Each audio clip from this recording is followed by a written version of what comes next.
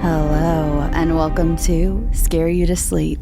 I'm your host, Shelby Novak, and I'm going to read you some ghost stories I found on Reddit. Before we begin, though, let me tell you about this week's sponsor, Penguin Random House Audio.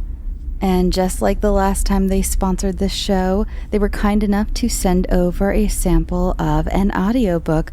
This time it is for the book, Never Whistle at Night. It's written by Indigenous authors and read by Indigenous narrators. Never Whistle at Night is a bold, clever, and sublimely sinister collection of original tales featuring ghosts, curses, hauntings, monstrous creatures, complex family legacies, desperate deeds, and chilling acts of revenge. This collection is a glorious reveling in all the things an ill-advised whistle might summon. The full cast recording of Never Whistle at Night is available now everywhere audiobooks are sold. And here is a sneak peek. You don't have to love him, just make his baby, Mama said, hanging the fleshy swath of salmon to dry. It might have colored eyes, maybe blue eyes. He'll pay you to keep quiet about it. Mama had always been Machiavellian, but this was next level. Not even the old ladies who gossiped about her would have guessed she'd try to pull something like this. I shuddered and slid my knife up the side of another salmon, severing a long fillet of red flesh and silver scales. The cold, wet flesh reminded me of Hank Ferryman's lips, which he constantly licked while talking to us village girls. His hands were wide and stubby. His cheeks were pocked and ruddy, and his breath smelled like a caribou carcass that had been left in the sun for a week. He's rich, Mama reminded me unnecessarily, and I'm sure he wouldn't be wanting his wife back in Kansas knowing he's got a kid up here. The money could really help, He's probably got kids all over the Kobuk Valley, I muttered, and I don't want to make anyone's baby. Except maybe Panna's. But even then, that's not happening until after I finish college, which costs money that we don't have, which is why this conversation is happening in the first place. I brought down my knife too quickly through the fillet and caught the side of my thumb. Blood blossomed along the cut, and I brought it reflexively to my mouth, the taste of my blood mingling with the fish's. Mama sucked her teeth. Stupid girl, go inside and clean that up. You're getting blood everywhere. The cut stung, but it was a way out of this conversation and away from Mama. I jogged back to the house, pressing my jacket sleeve around the cut, which extended from the tip of my thumb down the side of my palm. Not wanting to take the pressure off it, I kicked the door with my toe. It was Panna, not my Anna, who opened it. My heart fluttered a little, despite having known him my whole life. What are you doing here? He grinned that perfect grin, complete with deep-set dimples and one eye tooth missing. Having tea with your Anna. Why? Not that I minded, but he was supposed to be on shift in the mines. There was an accident down at the mines. Frankie and Aklak and a couple of the white guys too. The ones visiting from Kansas. Which white guys? Maybe one was Hank Ferryman. Maybe Mama would leave me alone then. Jim and Bob. They all survived, but they're in really rough shape. Had to be flown to Fairbanks. Oh, my heart sank a little. How did they get hurt? Panna's face darkened. Maybe you should come inside. Anna waited on the overstuffed chin sofa, her dark eyes smiling at me from their nests of deep wrinkles. She was aged, but ageless. I swear she hasn't changed since I was 4 years old. It was Sedna, Anna said by way of greeting. She's the mistress of the underworld, and they're mining into her domain. Panna shook his head. The foreman said it was a bear, or maybe some wolves. A bear? Or maybe some wolves? Anna repeated, cackling. He didn't even see what happened. He is throwing guesses into the dark. I sat down next to Panna. Sedna is mythology. Sedna is angry, Anna interrupted. They're coming uninvited and taking what's ours. They don't belong here, in our land, in our beds. She clenched her jaw tight, swallowing hard. But Sedna is gracious enough to give warning. She only tore their guts out. A wolf or bear would have stayed to eat the guts. They wouldn't be alive in the hospital right now if it weren't for her grace. I turned to Panna, my own innards tightening. Their guts were torn out? Panna nodded. Torn up across the abdomen. Torn up everywhere, in fact. I raised a skeptical eyebrow. And they're saying it was wolves? Panna shifted defensively. If they weren't saying it was wolves, you know who they'd be accusing? Us. All of us. I nodded my head. What did you do to your hand? Anna said, reaching for me with one hand and smacking Panna's knee with the other. Panna, why didn't you see she's hurt? Go get the bandages. Panna jumped up to get them. He didn't need to ask where. He knew my house as well as I did. As soon as he was out of the room, Anna leaned toward me. He wants to marry you, you know. I sighed. I know.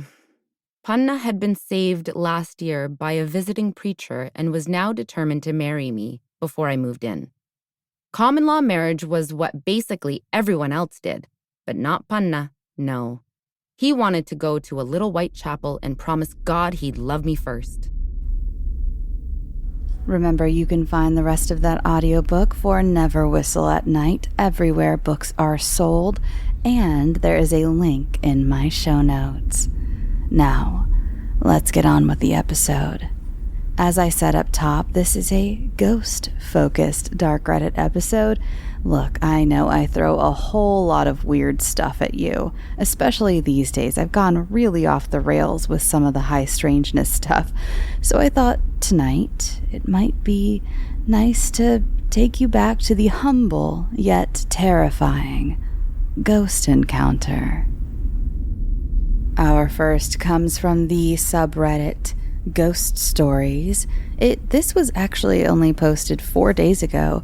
This may be one of the most recent entries I've ever done on this show. It was posted by user OK Recognition 8193, who asked, for those who believe in ghosts, what was the exact experience that turned you from a skeptic into a believer?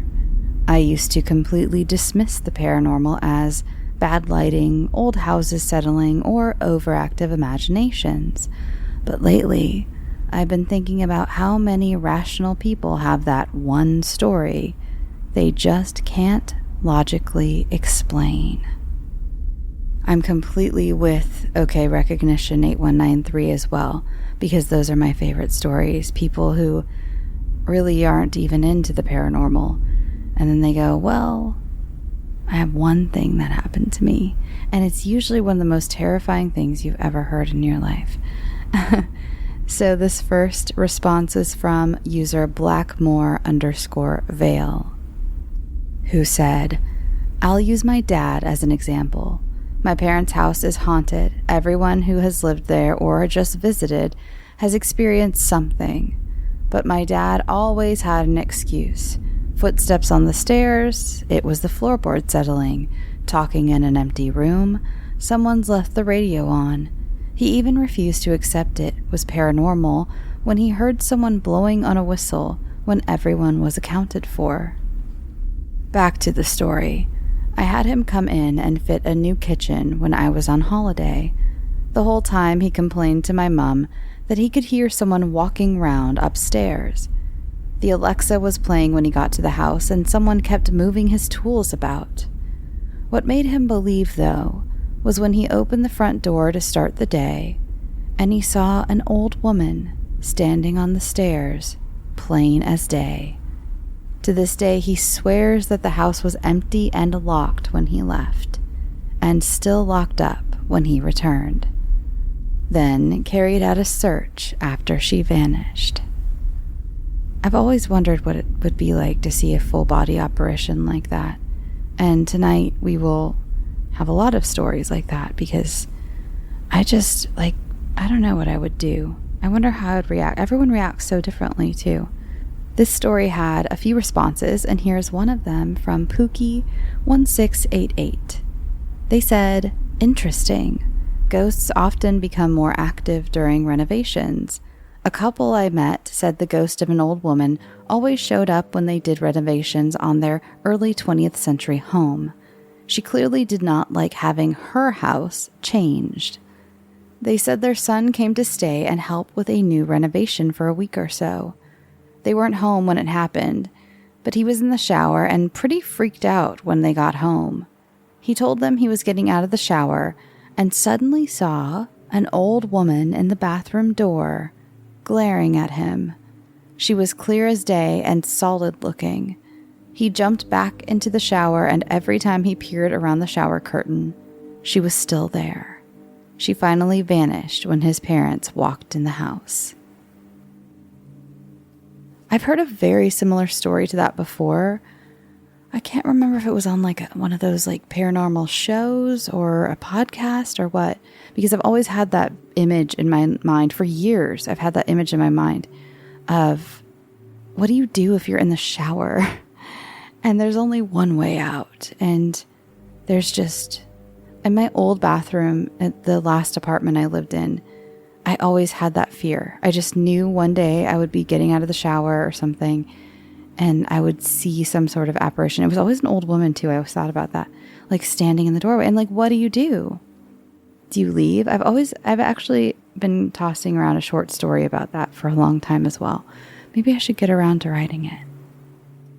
This next entry was from Rude Kaleidoscope 641, who says, "When my elderly great-aunt was alive and talking about how much she didn't know why she was still around, I'd try to jolly her out of being morose by making a deal that if she could find a way to let me know she was okay after she passed without scaring the heck out of me, it'd be great. Bit of a story background that matters. I have all the mass cards of family members stored in my Bible. When she passed, I wanted to put her card with my great uncle's. Could not find his, and it was really upsetting to me. To try to distract myself from my sorrow and distress, I decided to work on a quilt of valor that was almost done. It just needed a label. I wanted to do an Emily Dickinson quote and pulled one random book of many ED books that I have and started looking for the exact poem. The index had the poem on page, I thought, XXX. But the poems were indexed by poem number. The random poem at page XXX was not the poem I was looking for, but my great uncle's mass card was there. I have no earthly way to explain this. I swear on my life this truly happened. All I can think is that it was my great aunt letting me know. Their mass cards are now together. Sorry for the lengthy post." I thought that one was very sweet. I love stuff like that. So we're going to move to a different post. This is from good ol' Ask Reddit. This was posted 9 years ago by Young Lennon 99, who asked, "Serious, people of Reddit who have encountered ghosts or other supernatural beings, what was your experience like? What happened?" So for this one, I actually ventured over to the Wayback Machine, because as I was scrolling through, there was at least one that made it in here, but there were a couple deleted posts. One of them that did make it in here was deleted by moderators. I'm not sure why. I wish they would tell you why. It didn't seem to break any rules, but who knows. So I was, in some of their responses to the deleted posts were piquing my curiosity. So this one, I ventured over to recover the lost entries in this, or answers to this question. So this first entry, this first answer to this question is from a deleted user who says, "I was in a motorcycle accident a few months back. I broke my spine and needed surgery to fuse several vertebrae. As they brought me into the surgery, I noticed 2 men standing in the corner of the OR, looking not at all surgically clean and entirely out of place. Looking back at it, I later recognized them as my 2 late grandfathers, one of whom died in the hospital, the other died during a surgery. The reason I know that it was my grandfather is because my parents told me a story about how they were in the hospital's food court during my 11-hour surgery, and my dad heard his father telling him that everything was going to turn out all right. He told my mom, and she wasn't at all surprised because she had heard her father tell her that it was going to be fine, even though this was late and they were the only ones in this dead, silent cafeteria. I've never told that story before, let alone to the entire world. I love that. That one really, I don't want to say it didn't give me goosebumps, but it made me feel something in my spine that just felt good. This next entry was from another deleted user. I was woken up one night by my grandmother standing next to my bed. It was odd because she lived in a nursing home, but for some reason, it felt totally normal to see her standing there. I remember looking up at her and feeling very calm and at peace. Nothing was said, we just looked at each other for what felt like a minute or two, and then I put my head back down and went back to sleep. I found out the next morning that she had died that night. My brother said he also saw her that night, standing by his bed in a long blue nightgown. She was wearing the same thing when I saw her, and so happened to be wearing a long blue nightgown when she died. I've been seeing my grandma a lot lately in my dreams, and I've been wondering if she's stopping by to say hello.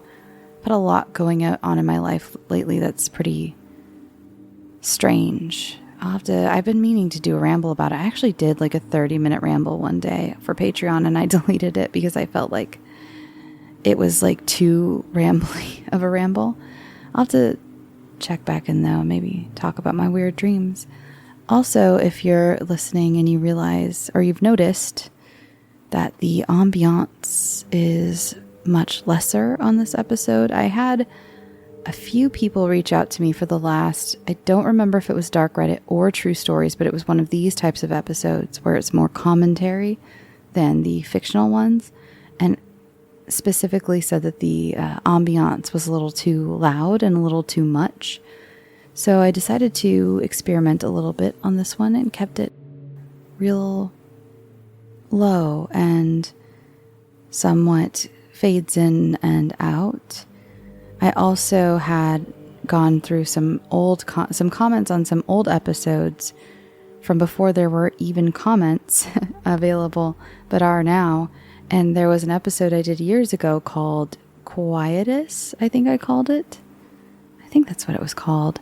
And I did a whole episode, no music, no sound effects, because that had also been requested. And a few people in the comments said that they would like for me to do something like that again.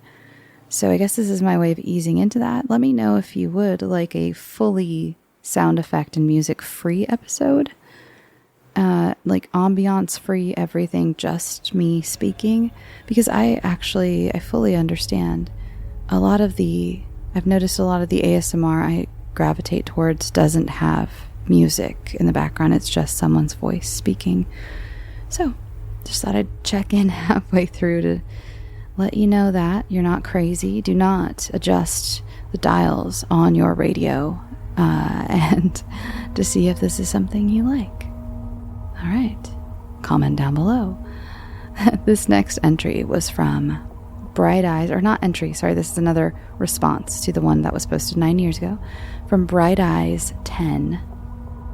I've posted about this before, but I'll tell it again. I'm a lover of horror/supernatural/creepy things. I spent a lot of my teens and childhood ghost hunting with my friends in random graveyards, rundown neighborhoods, abandoned factories, etc. That being said, We never really encountered anything other than psychosomatic ghosts that our overactive imagination created. Despite loving horror, I didn't really believe that any sort of corporeal ghosts were real. When I was 15, I traveled to Europe with my family. We stayed in Ettal, Germany, in a small inn for a few nights. My parents had a double on the second floor, my sisters had the double bedroom next to theirs, and I was lucky enough to have a single room all to myself at the far end of the hall. When we went to check into our rooms, as soon as I entered the hallway our rooms were in, I remember almost feeling as though I walked into a wall of bad energy. I just felt so unnerved and uneasy in that hallway, but I passed it off as overactive imagination. I slept the first night without any issues other than waking up a few times. The next morning at breakfast, one of my sisters mentioned feeling really uncomfortable in the hallway, almost as if the air was crushing. It unnerved me even more that I wasn't the only one who felt weirded out. Plus, she was an adult at the time, so it further cemented in my head that that wing of the hotel was odd. Later that night, I'm sleeping peacefully when at about 2 a.m., I'm woken up by something ripping the covers off of me and being jerked about 2 feet towards the end of the bed by my ankle. At first, I thought someone had broken into my room because when I turned towards what had grabbed me, a huge, looming black shape was visible in the darkness, like a man was in my room. I frantically flipped the light on, only to have there be nothing there. The window was locked from the inside. There was no one in the closet or the bathroom, and my room was also still locked from the inside. I stayed up the rest of the night, scared shitless, playing Cooking Mama on my DS.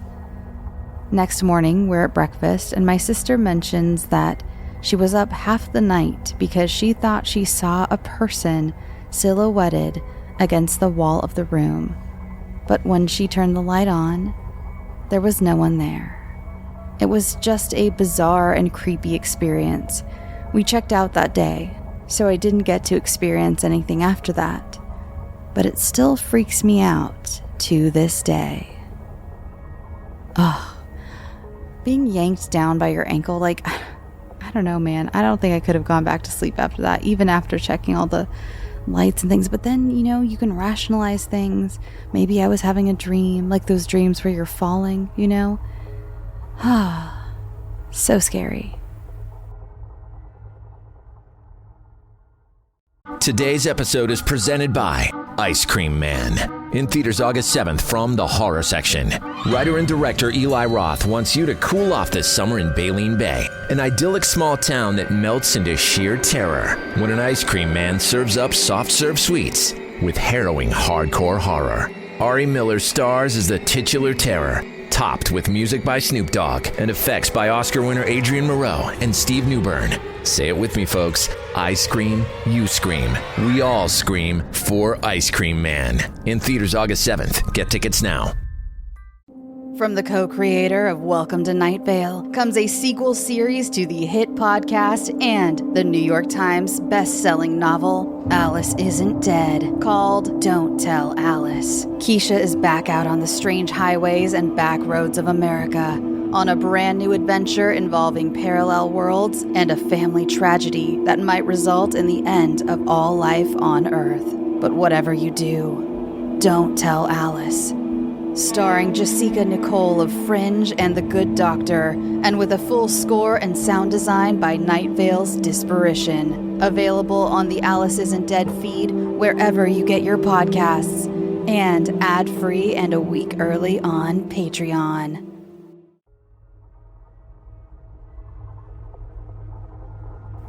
This next response to the initial question is from Frankenboobas.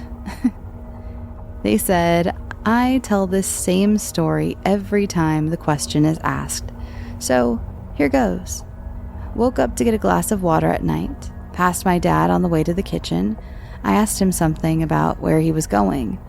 He walked right past me, like he didn't see or even hear me.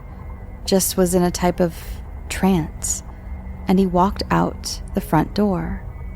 I looked out the front window, and he was sitting on our sidewalk under a tree, hands on his knees, staring into the dark.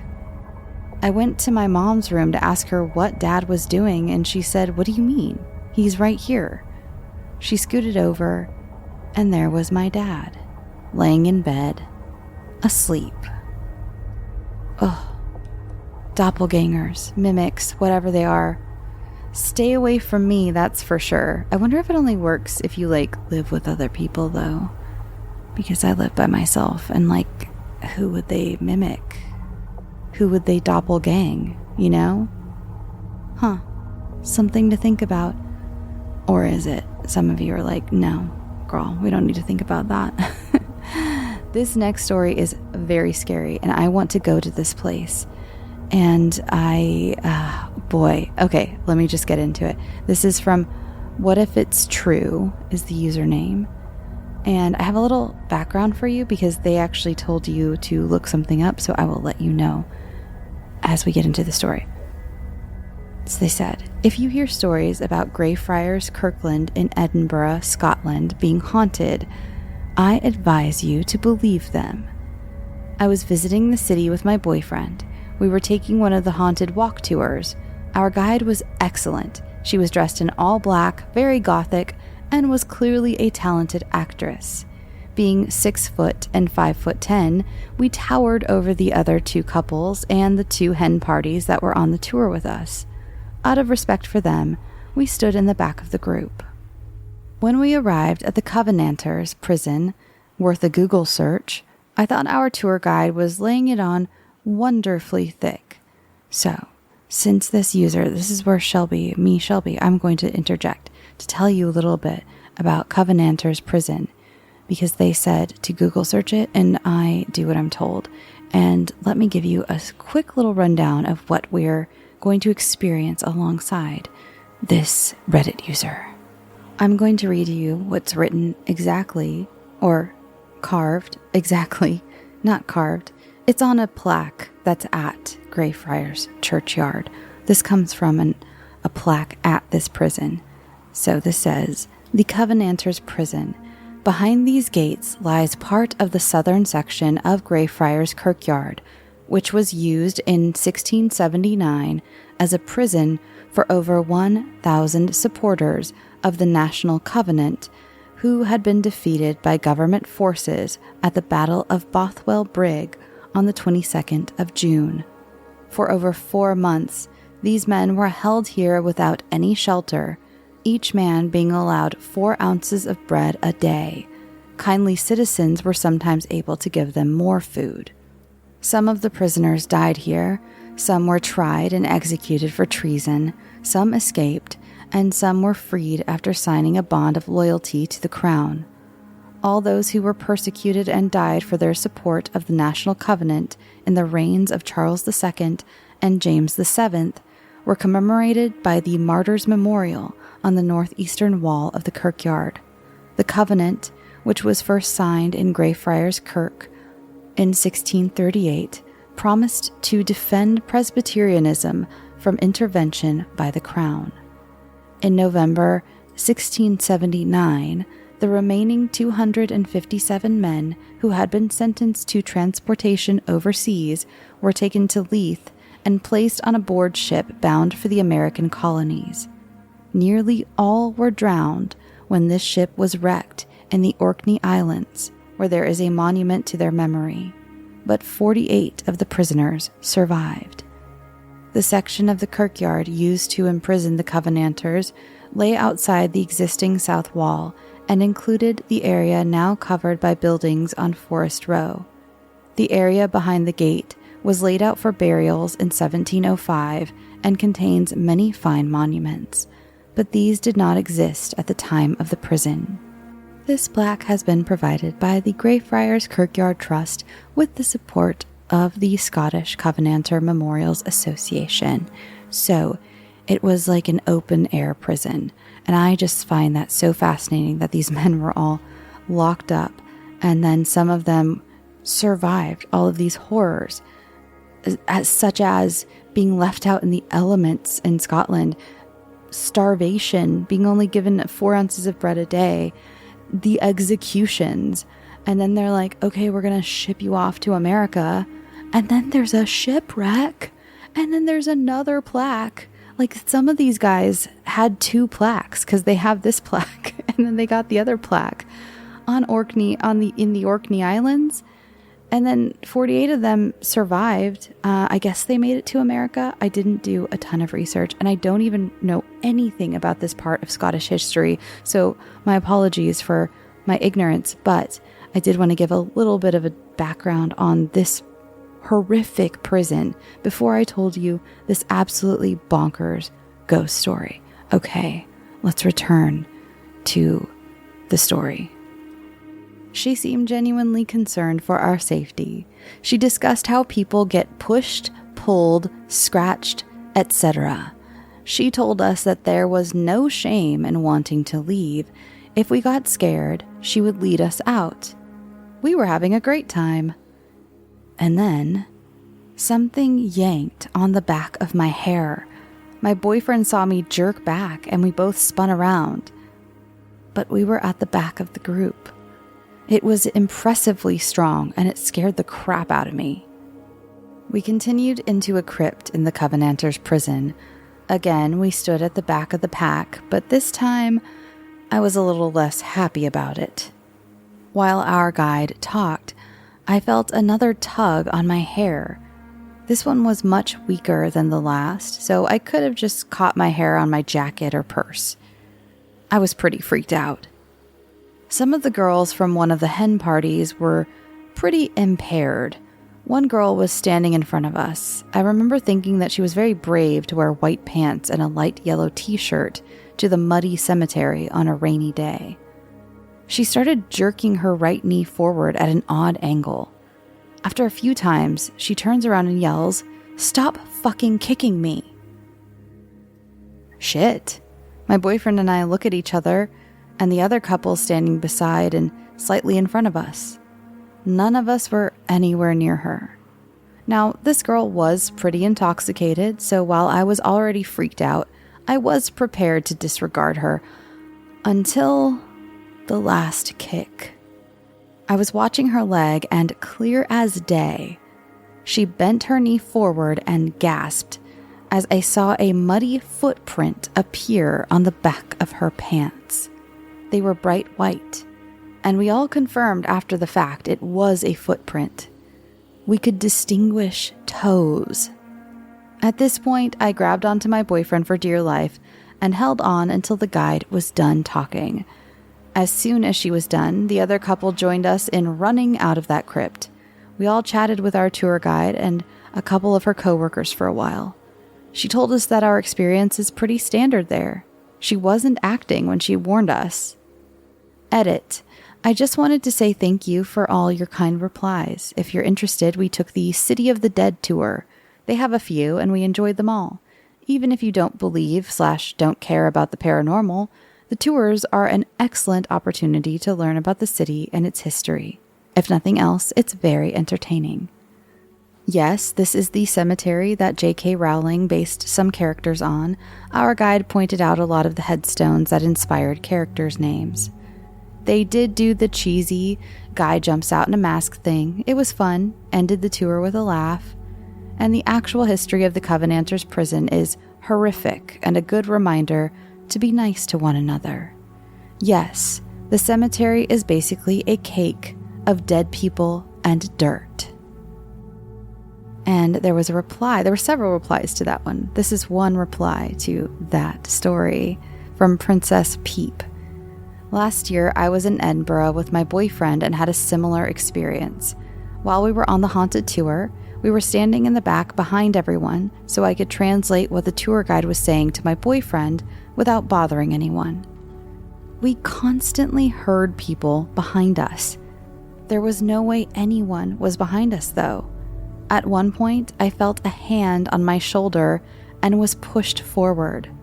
My shoulder actually hurt for a while afterward. I absolutely love that one, and now I would like to visit that prison.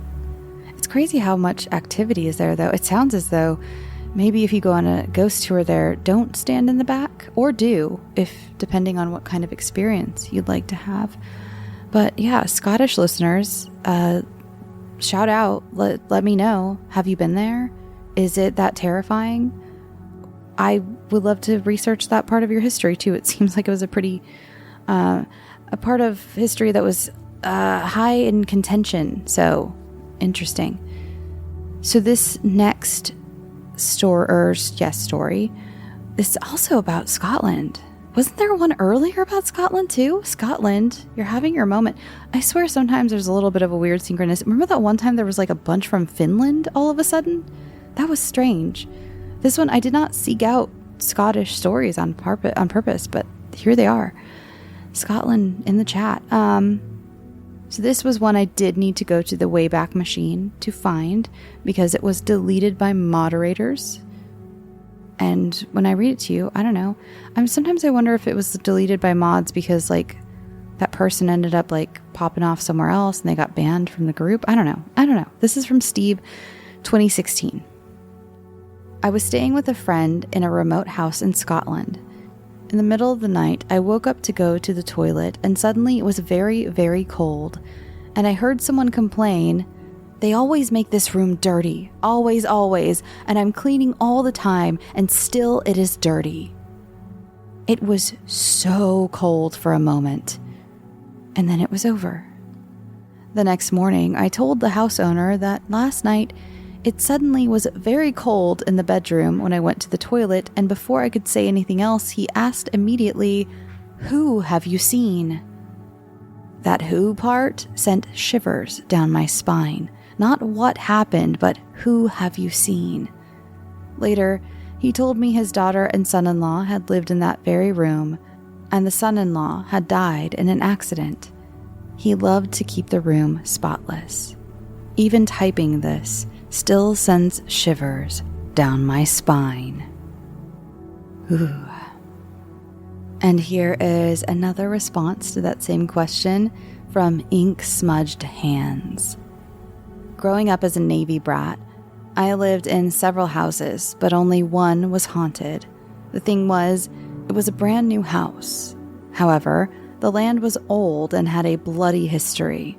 This was in Virginia, where you could throw a stone and hit something colonial war or civil war or slave trade related almost every time. This brand new ranch-style house was always cold, even in the hot, humid summers. You could turn off the AC, and it would still be cold to the point that my toes would cramp up. Lights were always flickering despite the wiring being new. Doorknobs were always being jiggled. The door that led into the garage was always shaking. Mom, who never bought the concept of the house being haunted, would say, "Oh, that's the wind going through the garage." Never mind that the garage door was almost always closed. We never parked the car in there. It was more or less used as a storage space. The rest of the doors would close themselves a few seconds after being opened, not slamming themselves, mind you, just slowly closing themselves. Thing is, they haven't always done this. For years, they stayed open. Then one day, they all seemingly decided to start closing by themselves. I always had this uneasy feeling of being watched by something. One night, whatever or whoever it was, touched me. I'm 11. Being 11 and doing things 11-year-olds do, I snuck out to the living room in the middle of the night to watch some late-night television.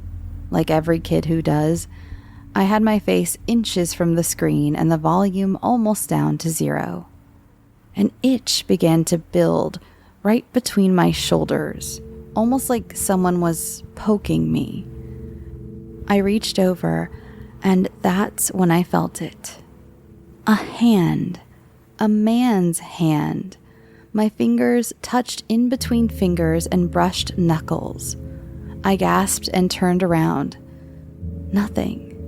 I turned off the television, jumped up, and ran back to my room. Under the covers, I buried myself, hoping that whatever had touched me wasn't going to follow me and start poking me again. It didn't. But after that, I didn't sneak out to watch late night television for months and months. When I finally did, I would watch the screen for a minute and then turn around to make sure no one was behind me. No way I was going to be poked by a ghost again. And for our last story of the night, this is from Deftoons. I was cat sitting for my old neighbors. I had since moved a mile away, but the woman with a husband and 2 adult daughters preferred I do it because she knew I'd chill with the cats and give them plenty of attention. Their house was a split-level house built in the 60s or 70s with an attached garage. I was in an upstairs bathroom refilling one of the cat's water dishes when I heard the woman who owned the house come through the door downstairs from the garage and say, "Hello," like one would say if they were greeting other people in the house as they entered. I yelled from the bathroom, "Oh wow, you're home super early." And then after a few seconds realized no one was there. The cats looked spooked as fuck. When they returned, I told her about it. She thought I was just being imaginative, but I knew damn well it was not imagined. Then, one of the adult daughters says under her breath, "Yeah, that's why I don't cat sit over there anymore." Thanks for listening, and thank you to Penguin Random House Audio for sponsoring this episode. If you'd like more of the show or ad-free episodes of the show, please head over to patreon.com/scareyoutosleep. If you have any true stories or fictional stories you'd like considered for the show, please send them to scareyoutosleep@gmail.com. Please, please, please put in the subject line whether it is a true story or a fictional one. I've had some lately that have not done that, and they're harder to put into my little categories, into my little boxes in my inbox, so please do that. I would so appreciate it. You can follow the show on social media at Scary to Sleep, or you can follow me personally at Shelby B. Novak. And if you'd like more from me, you can find me on the Bloody Disgusting podcast and the Lady Killers podcast. And I have heard you are missing the rambles. I haven't rambled as much lately. And so let's ramble a little bit. The thing is, I haven't been baking lately because it's hot, but I did make my little easy where you just take puff pastry and slather it in Nutella and then put another sheet of puff pastry over the top, and then you cut it into strips and twist them and roll, kind of twist them into little shape. I can't describe the shape. It's hard to describe. And then you bake it at 400 degrees for 15 minutes. Oh, I also put an egg wash on there. 15 to 17 minutes, depending on your oven. And voila. Dust it with powdered sugar. You got yourself a treat. Try not to eat all of them in one sitting. It is very difficult. And speaking of food, some of you don't listen or watch the Bloody Disgusting podcast that I also do, which is fine. It's a fully different vibe over there. But we did a hot sauce episode. We are sponsored by this hot sauce company called Torchbearer Sauces. They're amazing. They're the loveliest people. Their sauces have been featured on Hot Ones a bunch of times. They didn't sponsor this. I'm just giving some context. But they sent some really, really hot ones this week. And I think my stomach was messed up for 2 days. We record on Mondays. And even the next day when I was editing the episode, watching myself eat that much hot. It was the most hot sauce we've ever eaten in an episode. We did this thing called Hot Sauce Roulette, where we watched In the Mouth of Madness in honor of Sam Neill's passing. And every time we said the protagonist's name in the description, the synopsis, I read the whole plot outline. Every time we said his name, we had to eat hot sauce. And there was one on there that absolutely killed me. I mean, a couple of them. It was so much hot sauce.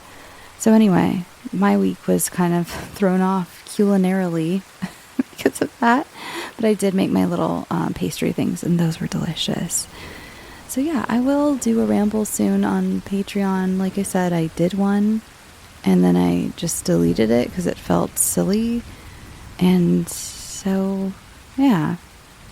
I also have some behind the scenes things I'd like to explain, but I don't want to do it out here. Out in the open, I'll just go do it on Patreon. That's not to just like sway you to go to Patreon, but it is true. That's where I put all my longer ramblings and garbage and explanations for things that maybe would bore the normal audience over here. Hey, everybody.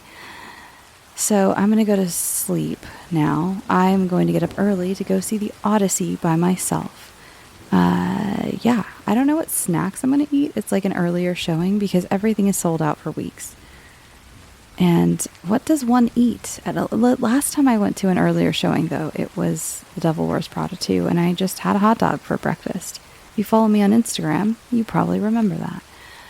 So, I should really start treating my body better, actually. Just telling you all about the hot sauce, and then eating a hot dog for breakfast.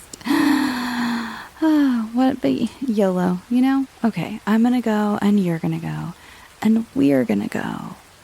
And please drink your water. I haven't said that in a while, I don't think. Please stay hydrated. Drink your water. Go get some sleep. Sweet dreams.